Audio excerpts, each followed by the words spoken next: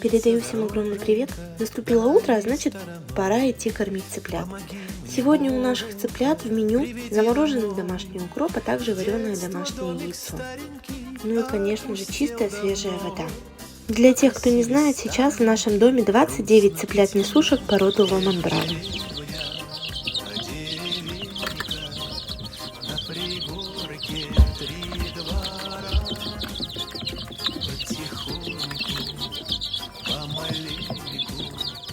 Поднимать тебя пора, потихоньку, помаленьку, все хорошее